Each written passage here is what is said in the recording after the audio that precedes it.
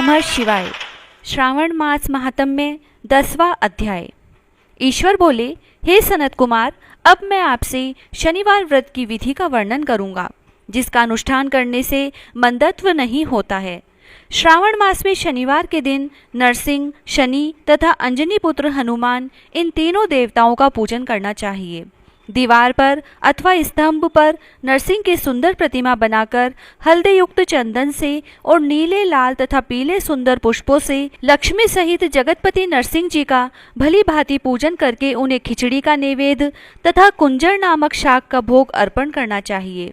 उसी को स्वयं भी खाना चाहिए और ब्राह्मणों को भी खिलाना चाहिए। तिल का तेल तथा घृत स्नान भगवान नरसिंह को प्रिय है। शनिवार के दिन तिल सभी कार्यों के लिए प्रशस्त है। शनिवार के दिन तिल के तेल से ब्राह्मणों तथा सुवासिनी स्त्रियों को उपटन लगाना चाहिए तथा कुटुंब सहित स्वयं भी संपूर्ण शरीर में तेल लगाकर स्नान करना चाहिए तथा उड़द का भोजन ग्रहण करना चाहिए। इससे भगवान नरसिंह प्रसन्न होते हैं। इस प्रकार श्रावण मास में चारों शनिवारों में इस व्रत को करना चाहिए। जो ऐसा करता है उसके घर में स्थिर लक्ष्मी का वास रहता है और धन धान्य की समृद्धि होती है। पुत्रहीन व्यक्ति पुत्र वाला हो जाता है और इस लोक में सुख भोग कर अंत में वैकुंठ को प्राप्त करता है। नरसिंह की कृपा से मनुष्य की चारों दिशाओं में व्याप्त रहने वाली उत्तम कीर्ति होती है। हे सौम्य, मैंने आपसे नरसिंह का यह उत्तम व्रत कहा। हे सनत कुमार, अब शनि की प्रसन्नता के लिए जो करना चाहिए उसे सुनिए। एक लंगड़े ब्राह्मण और उसके अभाव में किसी ब्राह्मण के शरीर में तिल का तेल लगाकर उसे उष्ण जल से स्नान कराना चाहिए और श्रद्धापूर्वक नरसिंह के लिए बताए गए अन्न अर्थात खिचड़ी उसे खिलानी चाहिए। उसके बाद तेल, लोहा, काला तिल, काला उड़द, काला कंबल प्रदान करना चाहिए। इसके बाद व्रती यह कहे कि मैंने यह सब शनि की प्रसन्नता के लिए किया है, शनिदेव मुझ पर प्रसन्न हो। उसके बाद तिल के तेल से शनि का अभिषेक कराना चाहिए। उनके पूजन में तिल तथा उड़द के अक्षत प्रशस्त माने गए हैं।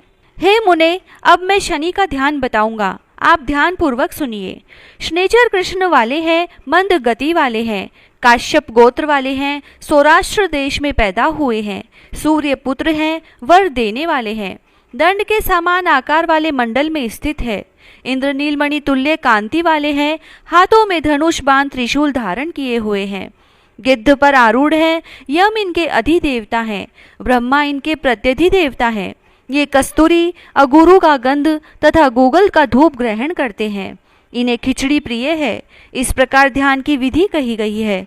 इनके पूजन के लिए लोहमयी सुंदर प्रतिमा बनानी चाहिए। हे द्विज श्रेष्ठ, इनके निमित्त की गई पूजा में कृष्ण अर्थात काली वस्तु का दान करना चाहिए। ब्राह्मण को काले रंग के 2 वस्त्र देने चाहिए और काले बछड़े सहित काली गौ प्रदान करनी चाहिए। विधि पूर्वक पूजा करके इस प्रकार प्रार्थना तथा स्तुति करनी चाहिए। आराधना से संतुष्ट होकर जिन्होंने नष्ट राज्य वाले राजा नील को उनका महान राज्य पुनः प्रदान कर दिया, वे शनिचर मुझ पर प्रसन्न हो। नील अंजन के समान वर्ण वाले, मंद गति से चलने वाले और छाया देवी तथा सूर्य से उत्पन्न होने वाले उन शनैचर को मैं नमस्कार करता हूँ।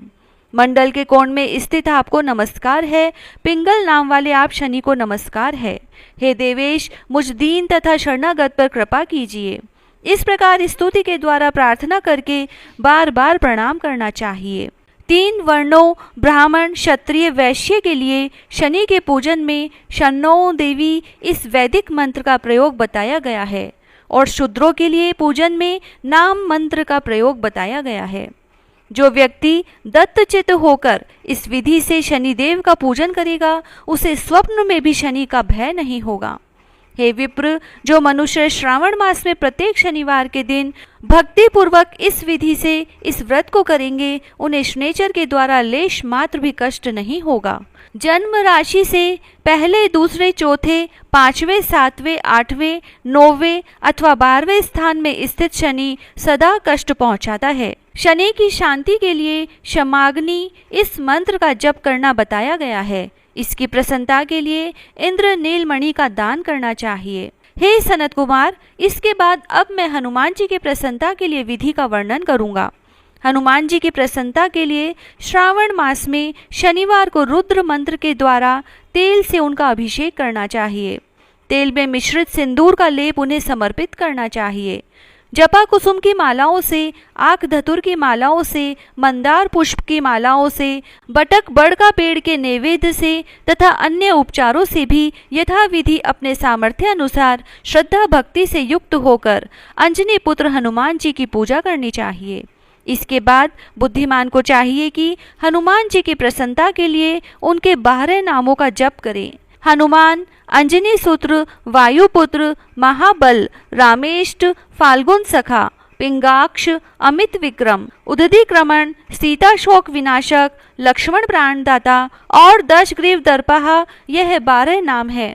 जो मनुष्य प्रातःकाल उठकर इन 12 नामों को पढ़ता है उसका अमंगल नहीं होता और उसे सभी संपदा सुलभ हो जाती है। इस प्रकार श्रावण मास में शनिवार के दिन वायुपुत्र हनुमान जी की आराधना करके मनुष्य व्रज तुल्य शरीर वाला, निरोग तथा बलवान हो जाता है। अंजनी पुत्र की कृपा से वह कार्य करने से वेगवान तथा बुद्धि वैभव से युक्त हो जाता है। उसके बाद शत्रु नष्ट हो जाते हैं, मित्रों की वृद्धि होती है, वह वीरशाली तथा कीर्तिमान हो जाता है। यदि साधक हनुमान जी के मंदिर में हनुमत कवच का पाठ करे तो वह अणिमा आदि 8 सिद्धियों का स्वामित्व प्राप्त कर लेता है और यक्ष, राक्षस तथा वैताल उसे देखते ही कंपित तथा भयभीत होकर वेगपूर्वक 10 दिशाओं में भाग जाते हैं। हे सत्तम, शनिवार के दिन पीपल के वृक्ष का आलिंगन तथा पूजन करना चाहिए। शनिवार को छोड़कर अन्य किसी दिन पीपल के वृक्ष का स्पर्श नहीं करना चाहिए। शनिवार के दिन उसका आलिंगन सभी संपदाओं को प्राप्त कराने वाला होता है। प्रत्येक मास में 7 वारों में पीपल का पूजन फलदायक है, किंतु श्रावण में यह पूजन अधिक फलप्रद है। इस प्रकार श्री स्कंद पुराण के अंतर्गत ईश्वर सनत कुमार संवाद में श्रावण मास महात्म्य में शनैचर, नरसिंह, हनुमत पूजनादि शनैचर कृत्य कथन नामक 10वां अध्याय पूर्ण हुआ। जय श्री राधे।